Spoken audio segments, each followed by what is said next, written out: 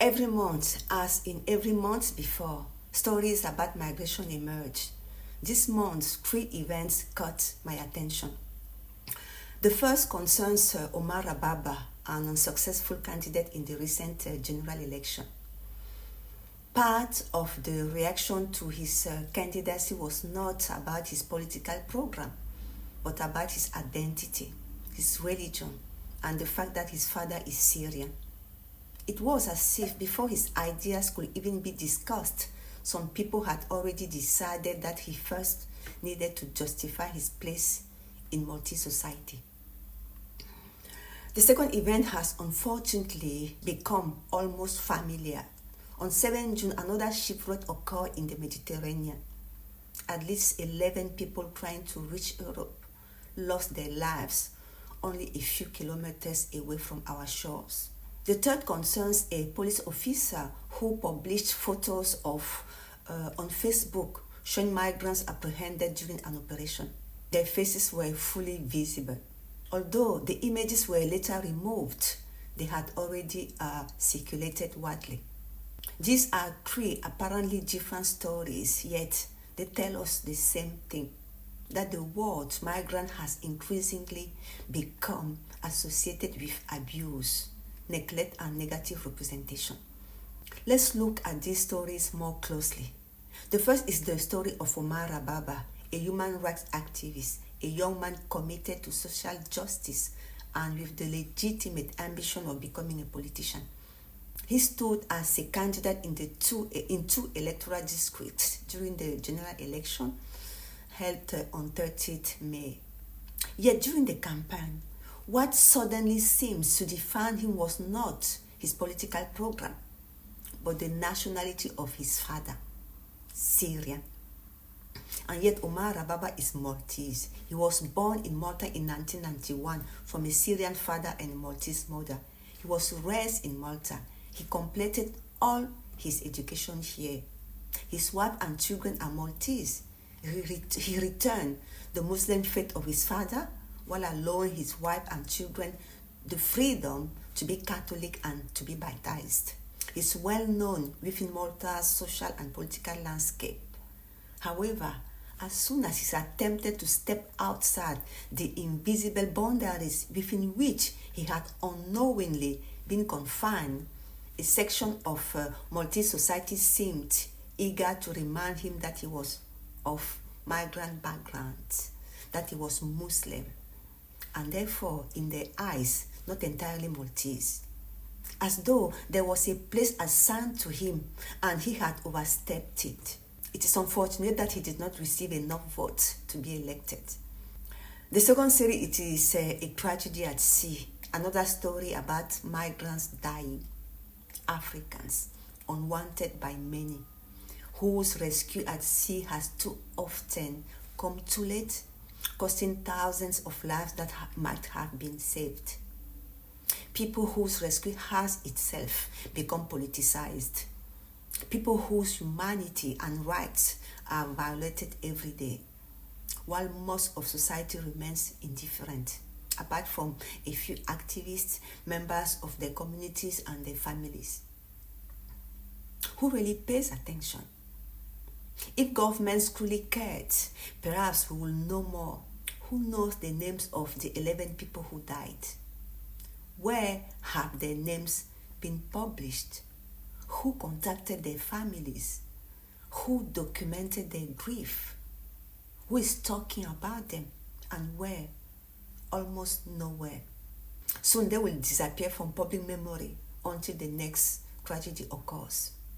The third story concerns a police operation targeting migrants in an irregular situation. Last week, Inspector Matthew Attard published photos on social media showing those apprehended during the operation, with one having their face fully visible. Following criticism raised by lawyer Neil Falson and subsequent media coverage, the images were removed. The Commissioner of Police announced an internal investigation, insisting that there had been no racist intention and no desire to stigmatize migrants or black people. Yet, considering that this is not the first time migrants have been paraded in public spaces, handcuffed, not because they have committed any crimes, but because of irregular documentation. So one cannot help but ask whether our understanding of stigma and racism should perhaps be revisited. The way stories concerning people of migrant origin are constructed is the result of years of poor representation. Take this photo as an example. The issue is not the police operation itself. The police have responsibilities and must carry out their duties. What raises questions are the images. Men were filmed before being judged and before being found guilty of any crime. Their faces were visible. They become recognizable, shareable, commentable. A photo may remain online for only a few hours, but it can remain in collective memory for much longer. An image never only shows what stands before the camera. It tells a story. And when year after year, migrants appear primarily in images of arrests, controls, raids, or disembarkations, an association gradually settles into people's minds, often without them even noticing. Suddenly, migration becomes synonymous with problem. Not because somebody explicitly says so, but because this is often the only way we are invited to see it. Representation is not built overnight. It is built image after image, story after story, headline after headline. As for the attacks directed to Omar Ababa, one has to ask, at what point do people stop being judged for what they propose and being judged solely for what they represent in the eyes of others? Because in reality, this story goes far beyond Omar himself. 25% of Malta's population today is of foreign origin. 1/3 of Malta's workforce comes from migrant backgrounds. These individuals live in Malta, work in Malta, pay taxes in Malta, and contribute to the country's economic well-being. Many are Maltese in every meaningful sense. Their children were born here, raised here, educated here. They are Maltese in every practical sense of the word. This diversity should be visible in local councils, in parliament, in newsrooms, in front of cameras, beyond microphones. Unless there are spaces that remain off limits to certain categories of Maltese citizens, which surely cannot be the case. Because every morning, thousands of migrants leave their homes to do exactly what thousands of Maltese people do. They go to work. They care for patients in our hospitals. They teach in our schools. They drive buses. They build companies. They open businesses. They write. They paint. They play music. They pay taxes. They raise children. They support aging parents. They fall in love. They shop for groceries. They speak to neighbors. In short, they live. Yet what we often see and what we often remember is a shipwreck making headlines, a police operation being filmed.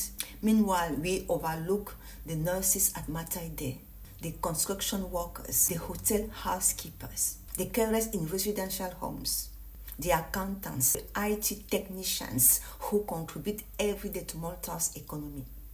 When a community appears primarily in stories about tragedy, arrest, or controversy, we eventually begin to believe that this community is defined by those events alone. We all know that is not true.